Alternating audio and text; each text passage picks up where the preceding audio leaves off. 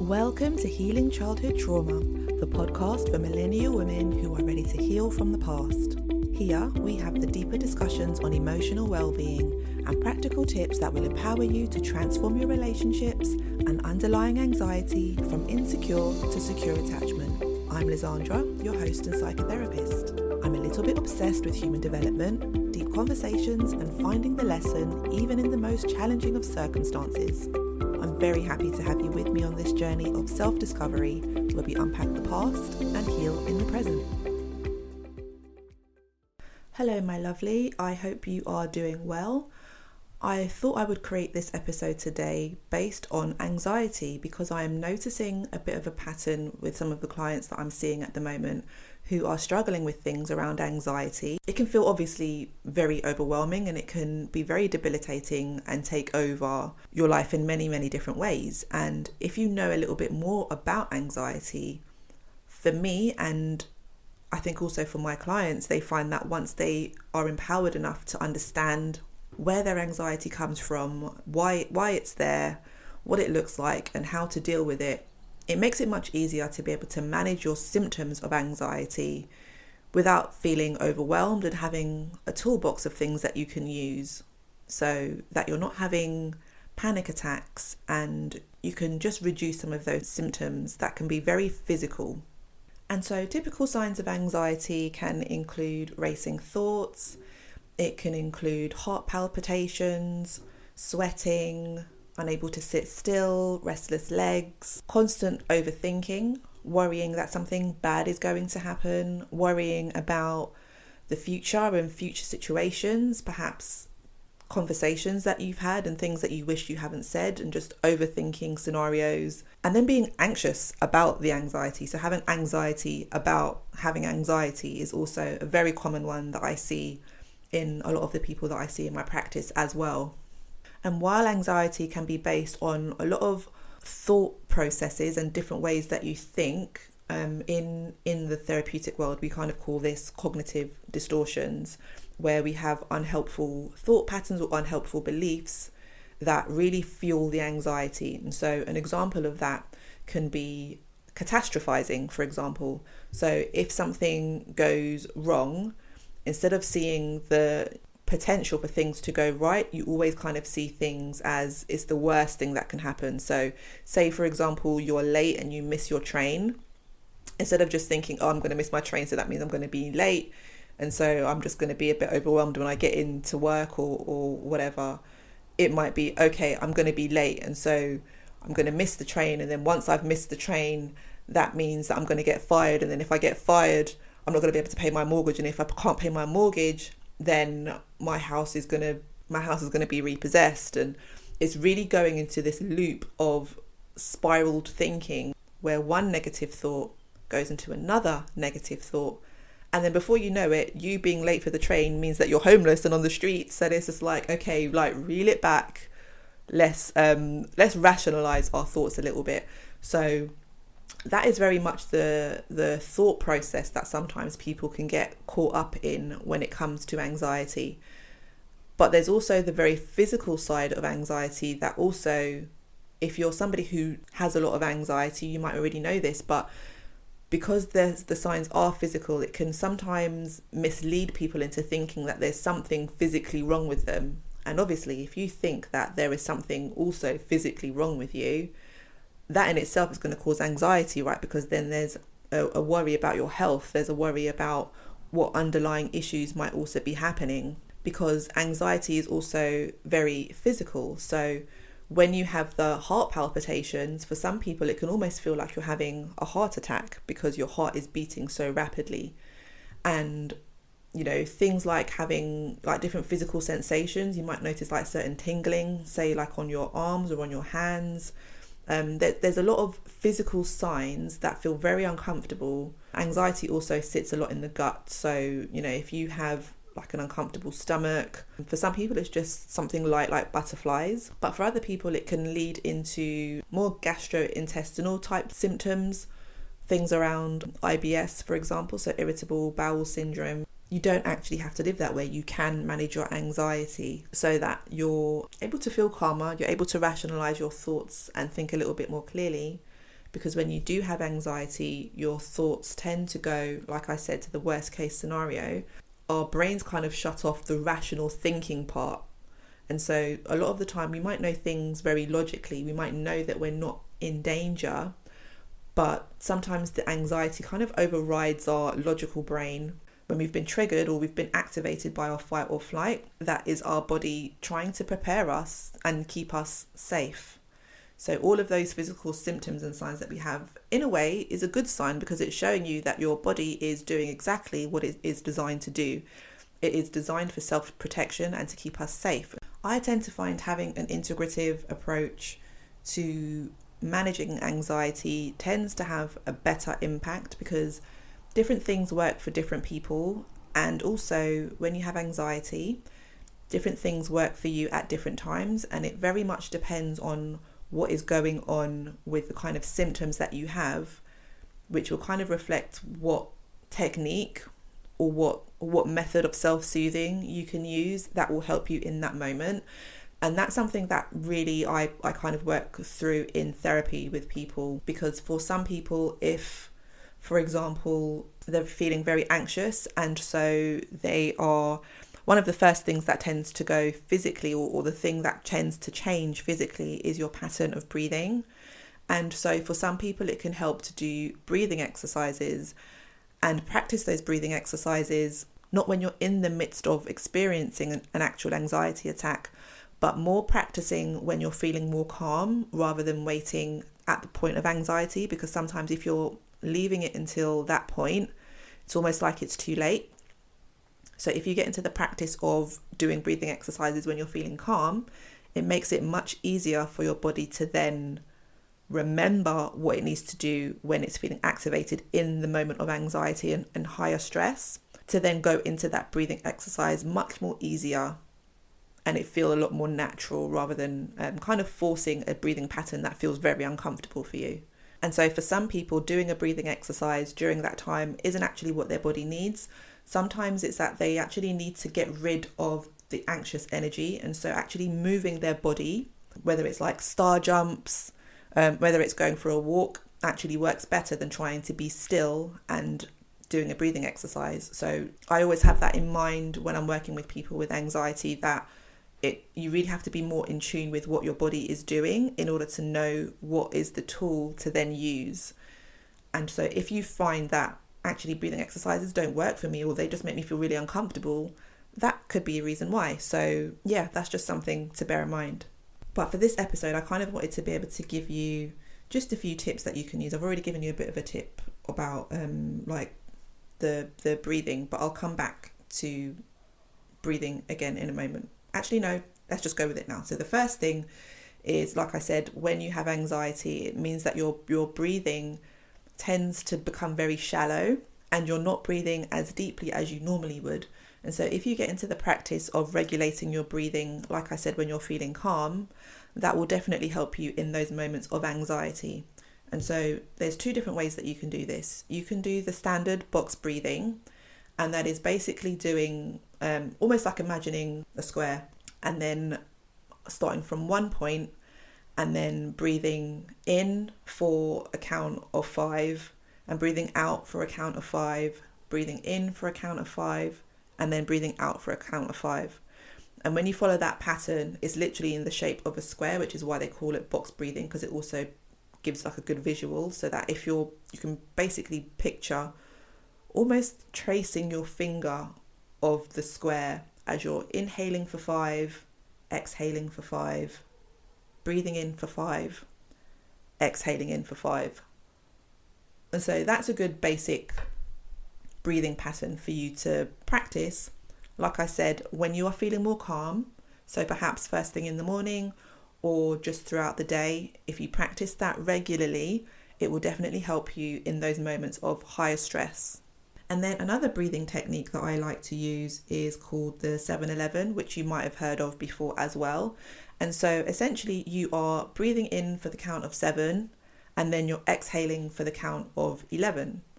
And you're just making sure that your exhale breath is longer than your inhale breath. And again, that's also going to remind your nervous system that you're safe and you're calm, and it's giving your nervous system the signs of regulating. And this pattern of breathing helps to remind our bodies that we are safe and we're trying to bring our anxiety levels down through our breath. And you're welcome to just give that a try right now. You can just give this a pause and just give yourself a moment to connect to your breath, because that in itself is regulating for your nervous system.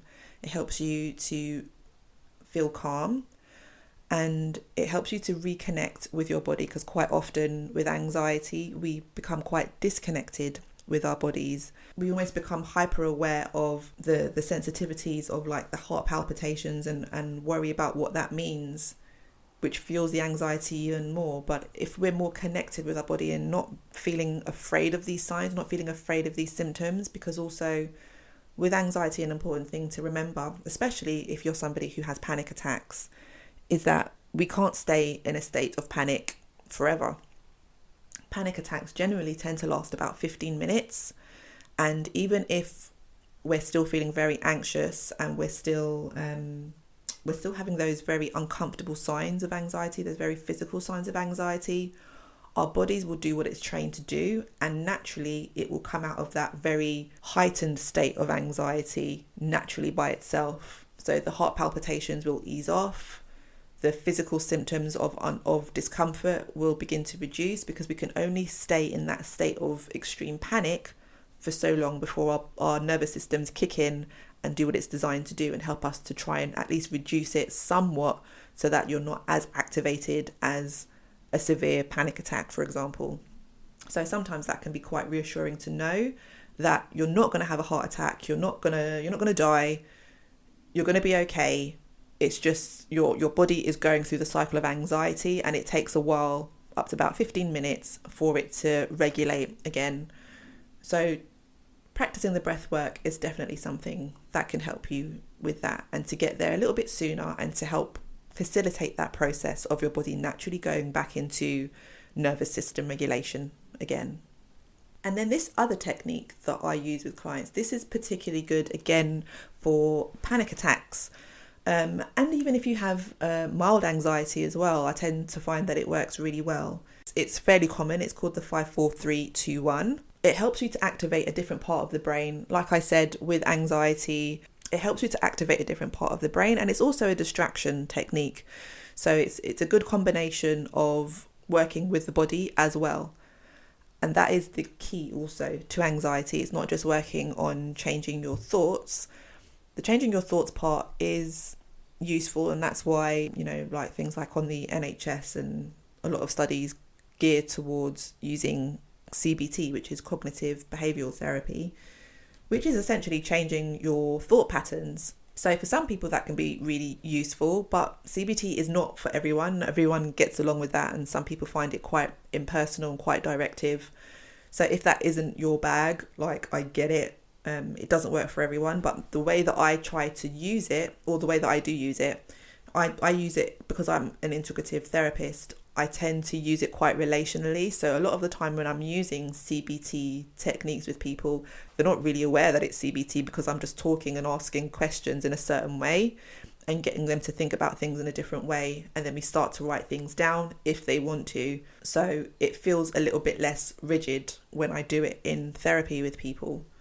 And they're not really aware that, oh, we're doing CBT right now, because it just kind of just feels like a natural kind of exercise that we're doing together. So the 5-4-3-2-1 technique, I wish there was a better name for it, but I don't know what else to refer to it as. That's what it's called. That's what I know it as. If you popped it into Google, I think that's what would come up as well. It would be called the 5-4-3-2-1 technique. And it's a bit of a mindfulness, I suppose, technique that you can use.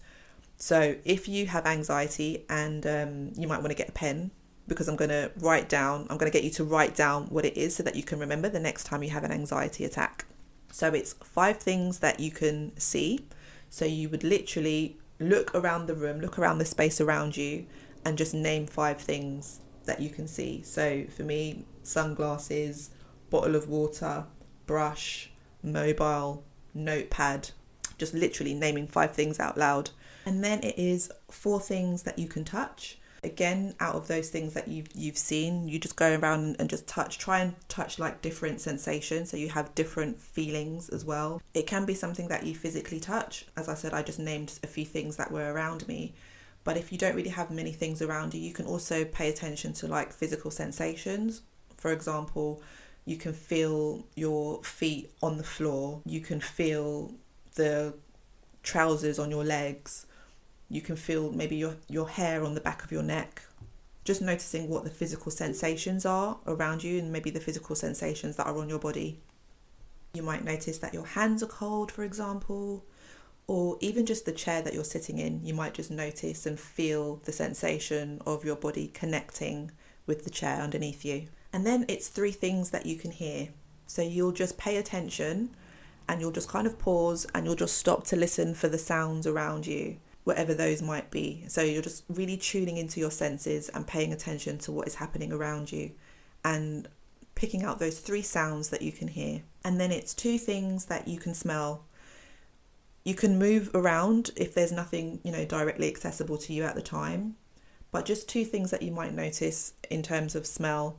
If there isn't anything around that you can smell, you can imagine perhaps 2 of your favorite smells, maybe like a smell of a perfume or your favorite smell of a candle, maybe something cooking, whatever that your favorite smell is, just try to remember that smell, remember that sensation.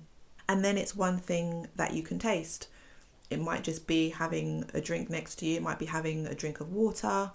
It might be that you've just recently eaten something. And if you haven't got anything, there's no taste in your mouth, or there's nothing to drink or nothing to have, no chewing gum, no mints, anything like that, you can just imagine, again, your favourite thing to eat. The most important thing here is that we are paying attention to our other senses. That is where the technique kind of comes in, that you're listening, you're seeing what you can see, smell. So it's just activating those senses, and those things also help to give your body safety cues that you're okay, and it helps again to naturally bring your nervous system back into regulation again, so that you can feel calmer and your heart rate can be at a normal pace. So by the time you've done this exercise, I tend to find that people feel very calm in comparison to when they began. People can really notice the difference even before they've gotten to the final thing of taste. But I would recommend going through all of the sensations and going through the 5, 4, 3, 2, 1, which is where it gets its name from, which I suppose the name makes sense, right? I just wish it was shorter so that I could just refer to it without having to say five different words. But yeah, so give that technique a go anytime you are feeling overwhelmed. It's also a really good exercise for children as well. So if you are a parent and you have a kid who also sometimes has anxiety or has these worries, go through this exercise along with them and then notice how they feel after.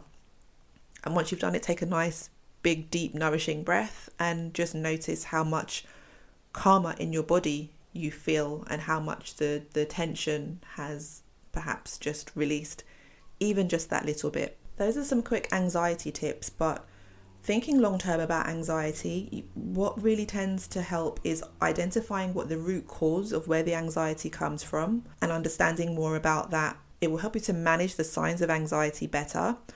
Anxiety isn't really something that can ever fully go away because we actually need anxiety. Anxiety has a purpose for us. It's there to keep us safe. So we don't want to get rid of it, but we do want to know how to manage it better so that it doesn't stop us from being able to resume a normal balanced life. And like I said, I find that if you have an integrative approach of dealing with anxiety, so doing things that help to regulate your nervous system, focusing on things that are body-based practices, as well as challenging some of your thoughts around anxiety. So if you have an anxious thought and you find yourself catastrophizing about something, challenging those thoughts to be more rational, which is a method that we use through CBT to be able to recognize what your thought patterns are and to challenge it to be more of a rational thought pattern instead. That really helps to minimize anxiety and make you feel a little bit more empowered in understanding more about your anxiety. And I do actually have an anxiety workbook. So if you've enjoyed learning a little bit more about anxiety and how you can reduce those signs and you want to learn a little bit more and you want to know, because I referenced about the CBT exercise, for example, and how to challenge your thoughts. In my anxiety workbook, I've kind of broken it down into steps that you can use, and it's self-paced and it's really easy to understand. So if you want to grab the anxiety workbook, I will leave a link to grab a copy in the show notes. And there's quite a few more different tools and things that you can use that will help to reduce anxiety as well. And they're all tried and tested techniques that I know that work, because it's the same things that I give to my clients. And any of my clients who have anxiety and are working with me in private practice, I give them this workbook, and it really helps them to manage their anxiety a lot better and to not be so fearful of anxiety and to not have anxiety about the anxiety. Hope you found those tips very useful, and I will talk to you really soon. Take care, bye.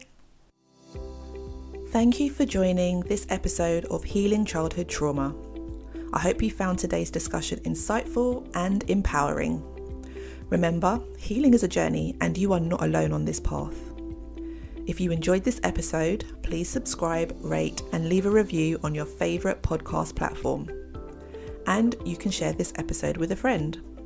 Your feedback helps this podcast to reach more women who are ready to heal and build secure, healthy relationships and heal from the past.